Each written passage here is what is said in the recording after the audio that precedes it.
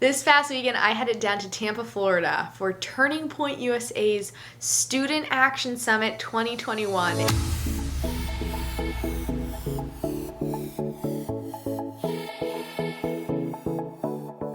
I had to deal with hyenas, and I think you know who I'm talking about. John Carl, Caitlin Collins, and maybe the most famous hyena of them all, Jim Acosta.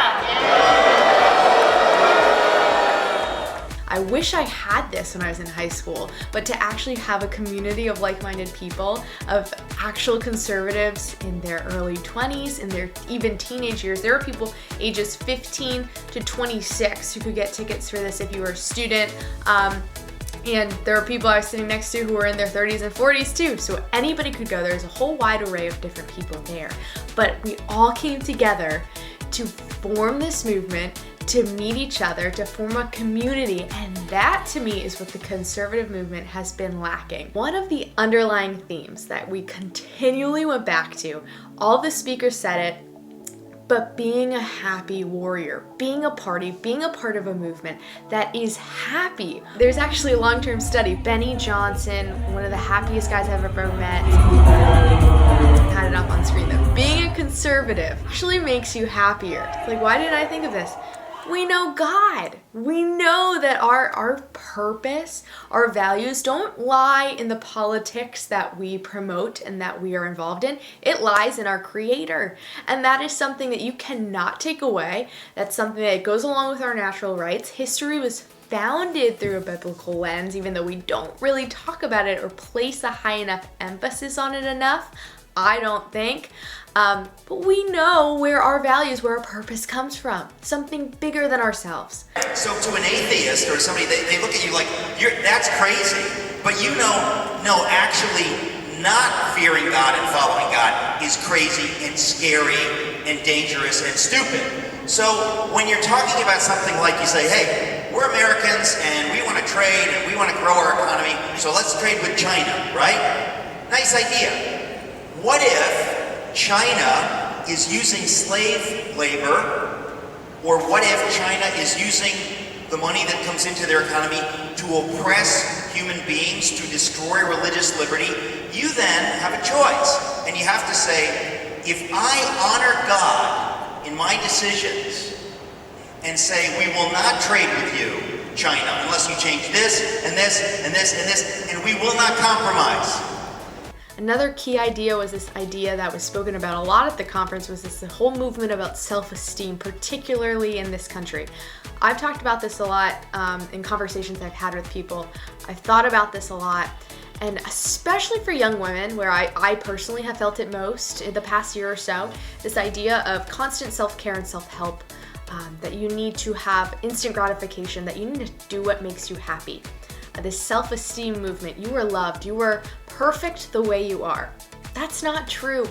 If you look at things through a Christian perspective, which I do because that's the number one thing in my life, I know that I am a sinner. I know that there are things that I need to constantly improve upon myself.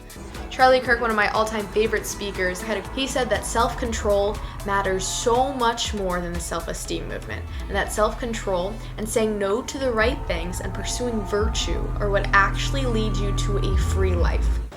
You trust God to say, I will honor you in that commitment, and I will bless you far more than I would have if you would have prostituted yourself and said, I will do anything for the bottom line for my company, Nike or Apple. If you don't have that kind of virtue at the heart of capitalism, if you don't have that kind of virtue at the heart of liberty, the whole thing falls apart. Freedom is not just being able to do anything you want, whenever you want. It's actually pursuing the virtuous things. Another very refreshing theme of this conference was how utterly pro-American and patriotic it was. A lot of the speakers did mention Cuba and how they are waving the American flag. You know, I gotta say the Biden administration has really been incoherent when it comes to Cuba. Their first statement they put out, they said, the people in Cuba are exercising their right to peaceful protest. Now, of course, they don't have a right to peaceful protest because it's a communist dictatorship, and the Cuban thugs right now are beating them up, they're throwing them in prison, they're torturing them, and they're killing them. They also suggested the reason for the protests was a shortage of COVID vaccines, which are people who are ignoring what the protesters are saying. They are chanting libertad, liberty, freedom. They want to be free. They're chanting down with the dictatorship. Jen Psaki said they're protesting against misadministration, mismanagement. So the last I checked, the protesters weren't chanting manage better. They want to be free. Communism is evil. Joe Biden should stand up and say, we stand with the people of Cuba. The communist dictatorship is evil. The people of Cuba deserve to be free. They deserve free speech. They deserve religious liberty. They deserve to be free. And people take that for granted. So to be around people who are so pro-American and realize the freedoms that we have that make this the greatest country ever with the most freedoms and the ability to help other nations was just incredible. You guys believe in we the people, right? Sure. You know, this country is run by us, not the government. We have a responsibility for our own personal protection. To wrap things all up, we talked about history. We talked about historical context. I don't think this is taught enough in schools. We are so easily led in the terms of vaccinations, for instance, to ignore any science, ignore the data, and just jab me with it, okay? And shut up, you're wrong if you disagree. Just look back at our history. Start with Rome, start with the ancient Greece, all these places.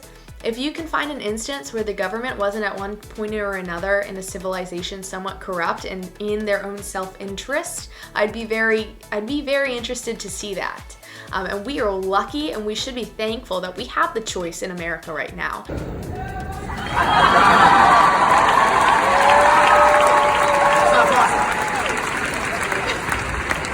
I don't think you got a drop in your system.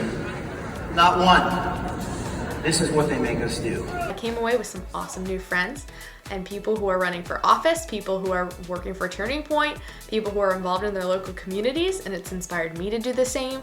And I hope that I inspired some other people too. So definitely check it out. Sign up for the next one. Thank you, Turning Point. You guys are awesome. And thanks for the awesome merch, by the way.